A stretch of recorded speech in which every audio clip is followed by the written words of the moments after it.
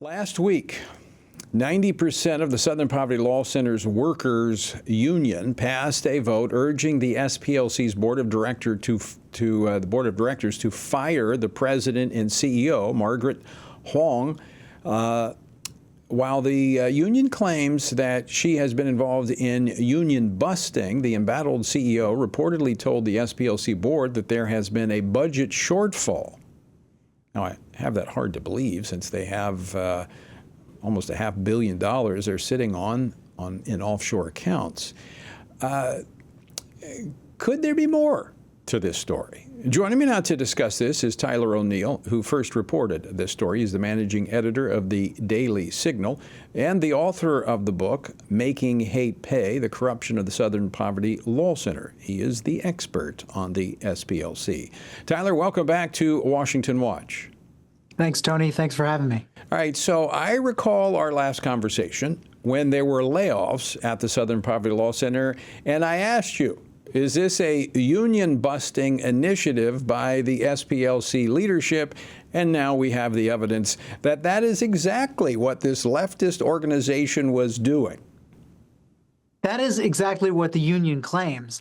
I am not entirely convinced that the union is correct, but many things seem to line up with that understanding. So the head of the SPLC union herself got laid off, as did a large number of the union members. Of course, 90% of the union has now voted to oust CEO and President Margaret Huang, but they don't have any real decision-making power. And the board has kicked them to the curb and said, no, we're keeping Margaret. You know, we liked her from Amnesty International, and we seem to like what she's doing with the organization. So we'll have to see what actually ends up happening. But this does look like union busting might be a major aspect of it. I also think the internal battle over Israel is not something to be overlooked here. Tyler, I find it almost comical.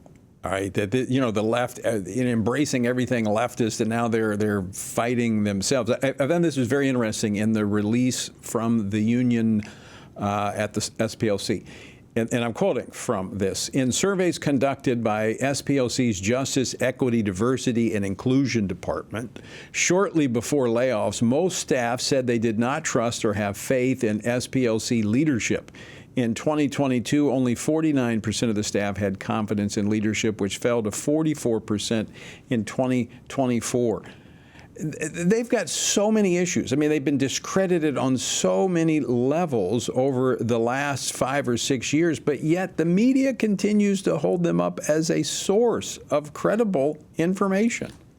Well, the most interesting thing, we had news of this break earlier last week, and then by the end of last week, Robin DiAngelo, one of the premier anti-racist figures that the media loves so much, she pushed back against Matt Walsh's new movie, Am I Racist?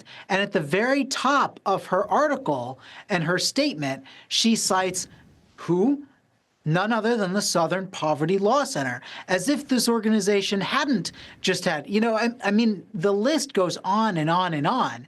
They had the racial discrimination and sexual harassment scandal in 2019, where their co-founder resigned, where one of their employees said that the hate accusations, of which, of course, FRC is a prominent target, are a highly profitable scam. Then, they covered up that scandal, leading to the unionization in the first place. And now the union, amid mass layoffs, is accusing them of union busting. Meanwhile, the SPLC has had to stealth edit their own statement on the terror attacks from Gaza, from Hamas, where they falsely claimed that Israel had been targeting civilians. And it's just one issue after another. The Southern Poverty Law Center has zero credibility. And yet legacy media outlets, and none other now than Robin DiAngelo, are just lining up saying, oh, yeah, we think this is a credible arbiter of hate. The other thing I find, again, comical here almost, is the fact that they had a $13 million deficit as justification for these layoffs. How much money are they sitting on in these offshore accounts? Yes, well, we're talking, more than $730 million. And, this is their endowment. So maybe not all of their endowment is liquid, but you can see that the claim that a budget shortfall is leading to this restructuring and these layoffs is a rather laughable idea, because if they really wanted to keep everybody that they can keep, they would just take money from the endowment. Instead, they have this massive endowment. They have offshore accounts in the Cayman Islands. They're not touching any of that, and they're getting rid of about a quarter of their staff. And this is, they're getting rid of them, and then they're shifting entire departments. So I would hope that they're moving in a direction away from the sort of smear campaigns that they're best known for. But I have no faith that that's what they're doing. Yeah. I think they're probably gearing up to be even worse, just taking more advantage of their employees along the way. Yeah, but I just think it's the hypocrisy is blatant here, and the media should see it. Tyler, always great to see you. Thanks so much for joining us.